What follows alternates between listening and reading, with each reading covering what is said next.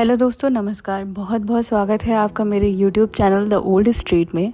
और यहाँ मैं आपको सुनाती हूँ बहुत सारी कहानियाँ। आज की कहानी मैं आज के दिन के विषय में ही सुनाना चाहती हूँ। आज है वट सावित्री का व्रत। तो सबसे पहले तो हम ये जानते हैं कि वट सावित्री होता क्या है।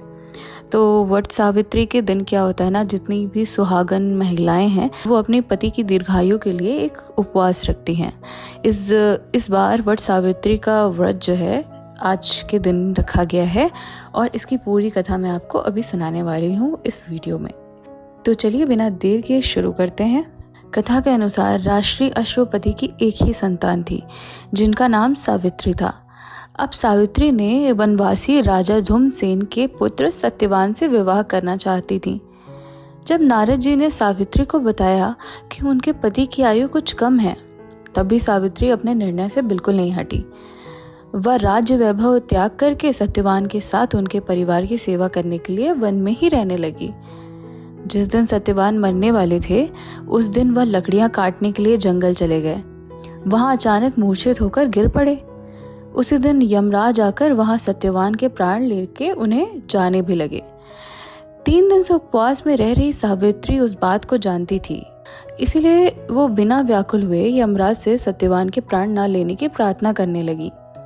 सावित्री के ऐसा कहने पर भी यमराज ने सत्यवान के प्राण ले लिए। तब सावित्री यमराज के पीछे पीछे जाने लगी। यमराज ने सावित्री को कई बार आने से मना किया, फिर भी सावित्री उनके पीछे बिना डरे चलती गई। सावित्री को यह साहस और त्याग देखकर यमराज बहुत प्रसन्न हुए। उन्होंने सावित्री को देखा और कहा, ठीक है पुत्री, तुम मुझसे 3 वरदान मांग लो, पर अपने पति के प्राण ना मांगो। उन्होंने कहा ठीक है। तब सावित्री ने पहले वरदान के रूप में सत्यवान के दृष्टिहीन माता पिता की आंखें मांग ली। दूसरे वरदान में उन्होंने अपने पति का छीना हुआ राज्य मांग लिया और तीसरे वरदान में उन्होंने 100 पुत्र मांगे। यह सुनकर यमराज ने बिना सोचे समझे तथास्तु कह दिया। तथास्तु कहने के बाद यमराज समझ गए, ओहो, अब तो सावित्री के पति को अब ले जाना असंभव है, क्योंकि उन्होंने तो 100 पुत्र मांगे हैं और बिना उनके पति के ये संभव नहीं है।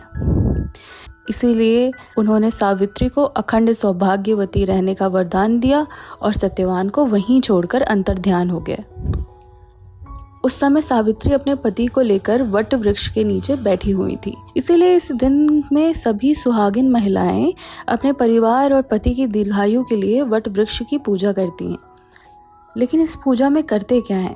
इस पूजा में सभी सुहागिन महिलाएं, सौभाग्यवती महिलाएं वट वृक्ष को भोग अर्पित करके उन्हें धागे से लपेटकर पूजा करती हैं और अपने पति और परिवार की दीर्घायु की कामना करती हैं। इसी के साथ ये कथा यहीं पे समाप्त होती है। अगर आपको ये वीडियो पसंद आए या आपको इस कथा से कोई जानकारी मिली हो तो इस चैनल को ज़रूर सब्सक्राइब करिएगा, वीडियो को लाइक करिएगा, कमेंट करिएगा और हाँ, अपने सभी उन दोस्तों को शेयर करिएगा, सारी उन महिलाओं को, सारी उन सौभाग्यवती स्त्रियों को शेयर करिएगा जो आज के दिन उपवास हैं और ये कथा सुनना चाहती हैं। चलिए, मैं मिलती हूँ आपसे अगले वीडियो में बहुत ही जल्द। नमस्कार, बाय बाय।